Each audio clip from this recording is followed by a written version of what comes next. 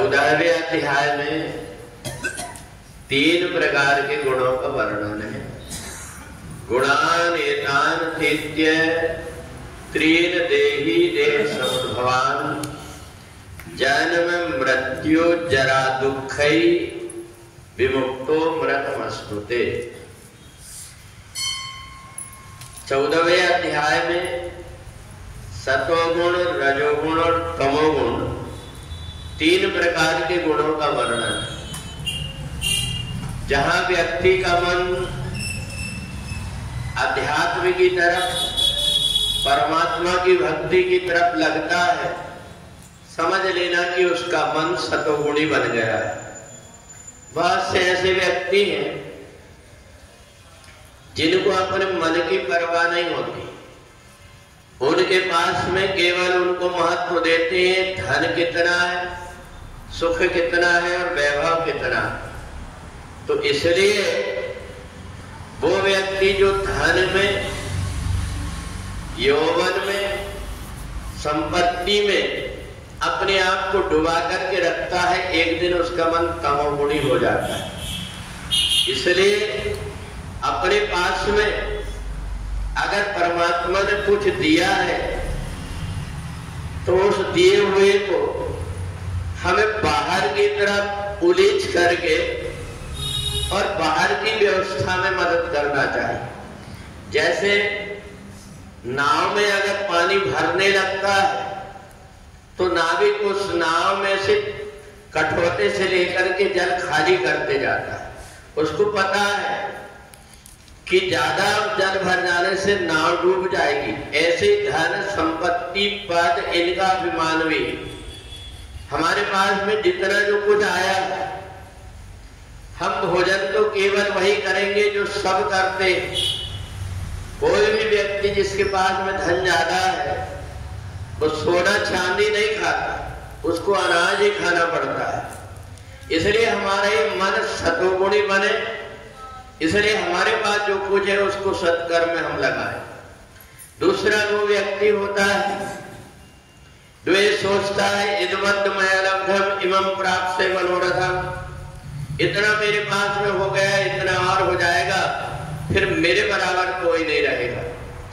ऐसा करते करते वो रात दिन कोशिश करता है और एक दिन रात में सोए की सोए रह जाता है। फिर उसको ये पता नहीं रहता कि मैंने ये जो जोड़ करके रखा हूं ये मेरे काम नहीं आया, ये नष्ट हो गया, अर्थात अब मेरा पतन होना निश्चित है। तो इसलिए वो व्यक्ति जो जीते जी अपने धन का सदुपयोग नहीं कर लेता, उसकी तीसरी गति होती है, अर्थात वो नष्ट हो जाता है, वो उसके कोई काम नहीं आता।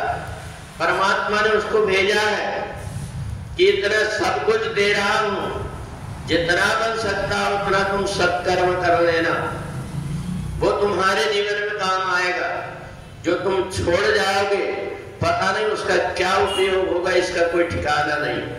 तो इसलिए गुणान एतान तीत्य त्रीन देहि देह समुद्भवान।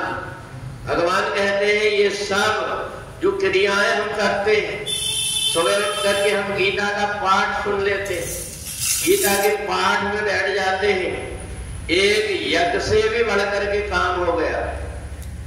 हमारा अंतःकरण पवित्र हो गया। गंगा जी में अगर हम इतने टाइम पर स्नान करते तो ठंडी भी लगती और शरीर का केवल बाहरी काया शुद्ध होती। परंतु गीता एक ऐसा ज्ञान है जो अंतःकरण को पवित्र कर देता है, अंदर में मैल रहने ही नहीं देता।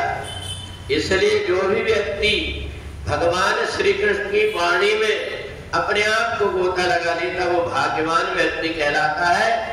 उसके पास में तमोगुण और रजोगुण फटक नहीं पाता। इसलिए हमेशा वो सतोगुणी रहता है, अच्छे काम की तरफ मन लगता है। वो सोचता है मैं जीवन को कितना उत्साहपूर्ण बना लूं।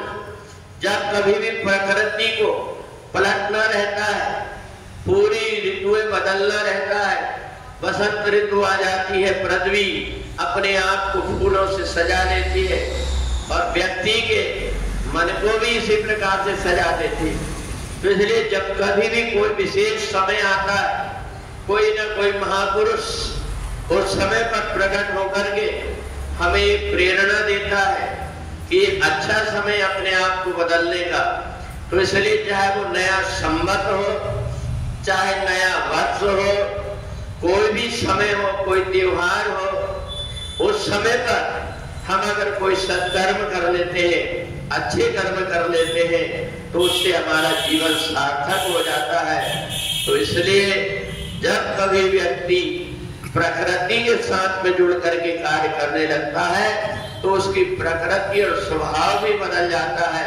तो इसलिए जब कभी हमारे अंदर आनंद, उत्साह और उमंग का समय आता है, समझ लेना चाहिए कि अंतःकरण से आनंद की हिलोर उत्पन्न होने लगी है। क्योंकि बाहर की जितनी भी संपत्तियां हैं ये हमें बाहरी रूप से सुख देती है, परंतु अध्यात्म हमारे अंतःकरण को आनंद से भर देता है। इसलिए वो व्यक्ति जीते जी भी आनंदित रहता है और शरीर छोड़ने के बाद में परमात्मा के धाम में पहुंच जाता है। पूरे वृंदावन बिहारी लाल